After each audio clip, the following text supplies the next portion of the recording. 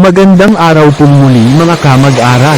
Sana po ay nasa mabuti po kayong kalagayan at nasa mabuting kalusugan saan man po kayo naroon sa araw na ito. Welcome back po sa ating munting channel. Bilang review lang po sa ating nakaraang video sa vlog number 6 na talakay po natin kung bakit kailangan nating malaman kung kailan mabibigyan ng liwanag o mahahayag ang medium mula sa pangitain ni Daniel sa panaginip ni Haring Nabucodonosor.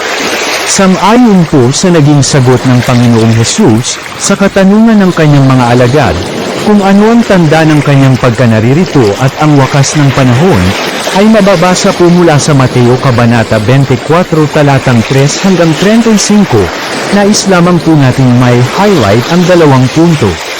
Ang una po ay yaong binanggit sa Mateo 24 talatang 14 at ang kanyang sinabi sa Kabanata 24 talatang 34.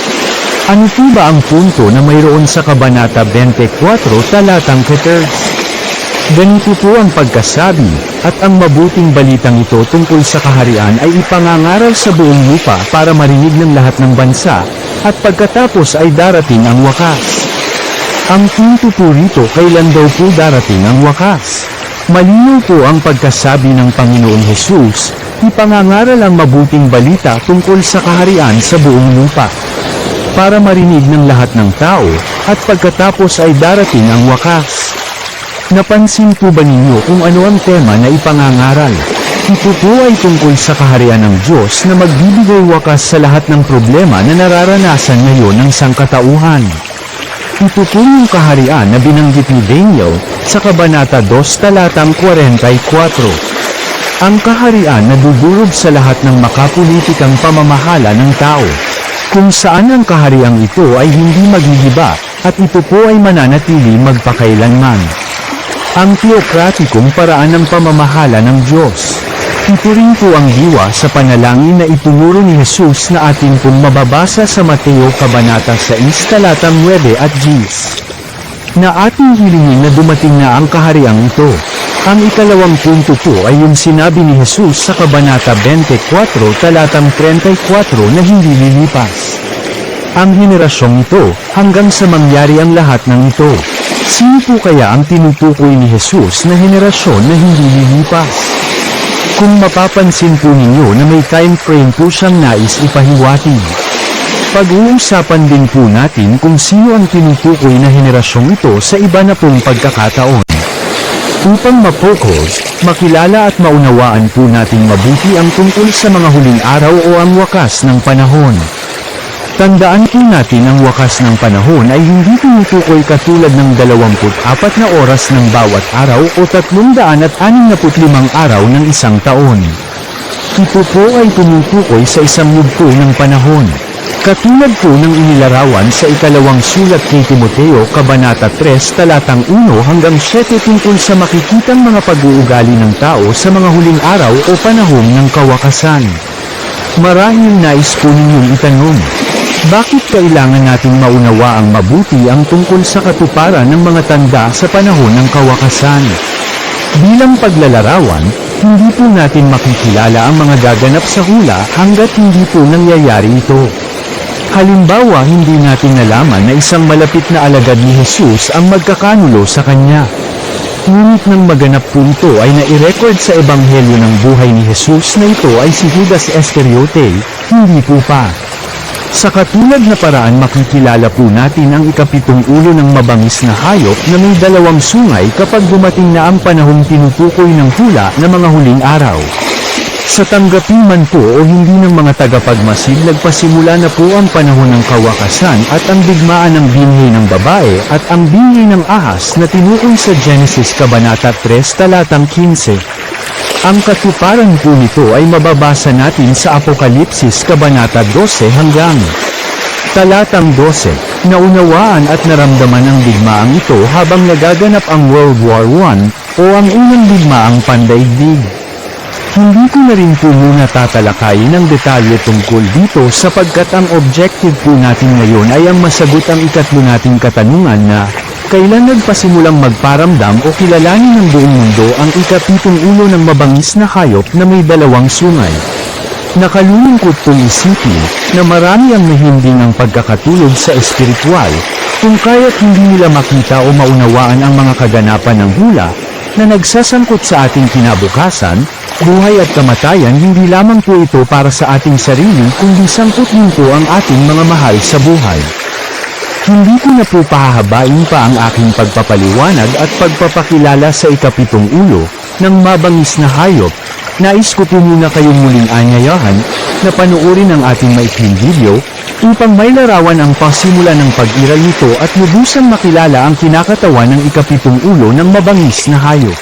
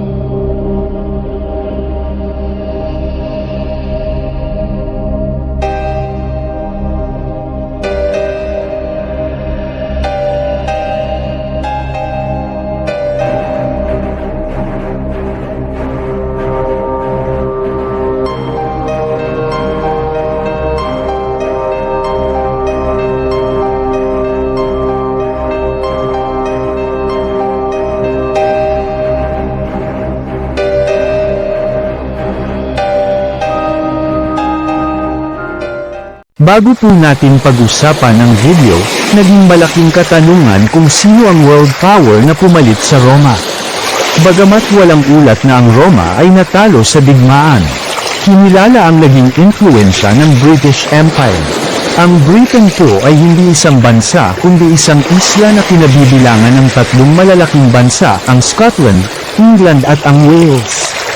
Ngunit ang tinutukoy na panahon ng kawakasan ay hindi pa nagsimula. Ng mga panahong yun, kung kaya't ang ikapitong ulo ng mabangis na hayop na may dalawang sungay ay hindi pa naaninag noon. Tandaan po natin na si Daniel ay mayroong binabanggit na 7 panahon ng pagsasauli ng karapat-dapat na mamahala bilang kinatawan ng tunay na Diyos na magmumula sa linya ni Haring David. Nang maganap ang digmaan sa langit at ihulog si Satanas at ang kanyang mga demonyo sa lupa, naramdaman na nagpasimula na ang tinutukoy na huling araw at pasimula ng mesyanikong paghahari ni Jesus. Kaya habang lumalawak ang unang pandaigdig na digmaan, lumitaw ang ikapitong ulo ng mabangis na hayop na may dalawang sungay. Higit pa ang naging kapangyarihan nito sa panahon ng ikalawang digmaang pandaigdig. Namangha ang marami at niluwalhati ito sapagkat nagawa pa nilang magpababa ng apoy mula sa langit. Sila ang tinatawag ngayon na Anglo-American. Marami pa po tayong matutuklasan tungkol sa larawang kanyang ipinagawa at sa kanyang mga propeta na ginagamit upang maghasik ng mga propaganda at makapanlinlang upang sila ay makapagtagumpay. Sila ang binhi ng ahas na makikipagdigma sa binhi ng babae sa kauna-unahang hula na binanggit ng Biblia, sa halamanan ng Eden na nakaulat sa Genesis Kabanata 3 talatang 15. Bago po tayo magtapos, nais ko lamang pong reviewin ang ating 5 katanungan sa aklat ng Apokalipsis Kabanata 13 talatang 11. Sa ating pong nakalipas na 6 na vlog sinagot po natin yung unang 2 katanungan tulad ng una, saan po nanggaling ang ikalawang mabangis na hayop? Pangalawa, ano po ang inilalarawan ng 2 sungay ng mabangis na hayop? Ngayon po inaasahan ko po na mabibigyan kayo ng liwanag sa tanong na pangatlo. Kailan siya nagsimulang magparamdam at kilalanin ang impluwensya nito, katulad po ng inyong nakita sa ating video. Sa susunod po ay sasagutin naman po natin ang tanong sa number 4 tungkol po sa binanggit sa talatang 12, nagkaroon siya ng sugat na nakamamatay na gumaling. Sa una, ano po kaya ang naging sanhi ng sugat na ito? Pangalawa, paano po inilarawan ang kanyang paggaling? Pagkatapos po yung panghuling katanungan sa number 5. Ano o sino ang inilalarawan ng estatwa na ipinagawa ng ikalawang mabangis na hayop? Dahil ito ay numero ng tao, at ang numero nito ay 666. Pasensya na po at medyo mahirap po yung ating topic kaya hindi ko po matapos agad ang video. Salamat po muli sa inyong pagsubaybay at makakaasa po kayo na kasama po sa aking panalangin na ating maihayag ang banal na lihim tungkol sa kaharian ng ating Diyos sa patnubay po ng kanyang Espiritu.